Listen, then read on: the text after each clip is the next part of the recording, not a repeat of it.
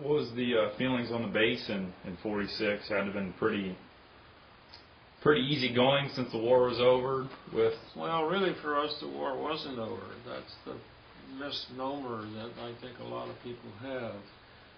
When General MacArthur went back into the Philippines after, when we retook the Philippines, one of the groups that was in the underground were called the Huck Bellahaps, or Hucks for short.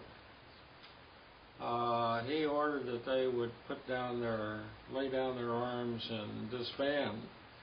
Well, they wanted to be a political party, and MacArthur was afraid that they would be a communist party, which they probably would have been. But their whole purpose, as I understood it, was to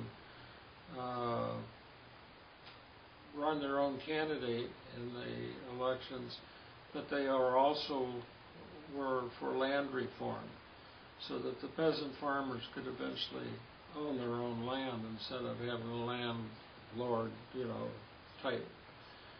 And very little middle class in the Philippines at that time, but he would not let them, that's MacArthur, would not let them run their candidate in the '46 elections. And so they went back underground. We had a lot of problems with particularly around the base, the post, Fort McKinley. They attacked the base several times when we were there. We were organized in defense teams, perimeter defense teams. We had 6 or 7 M1 carbines and 1 Browning automatic rifle for each squad, and we were quite frequently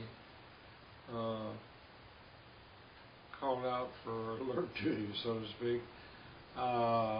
We would deploy to our place of assignment on the perimeter of the base of the post, and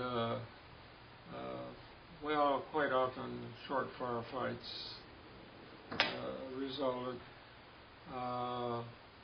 One night they attacked the barracks next to mine, and they shot the American airmen in the first 5 beds. At least one of those was killed, and my bed was the 5th bed in the next barrack, so wow, this was kind of a sobering effect also. So we had a lot of problems with the Hucks at that point until after the elections were over with. And after that, there wasn't, I don't think, quite so much problem, but they were not allowed to run their own candidate, and so that was kind of... This was all in the Philippines, right? Yeah. Did you ever get to see or come across MacArthur? No, but I did Eisenhower. He visited the base while he was still on active duty, but I never did see or meet MacArthur. What did you think of Eisenhower? Well, I have followed his career through most of pre-World War II and then into World War II. I think he was a very competent general, and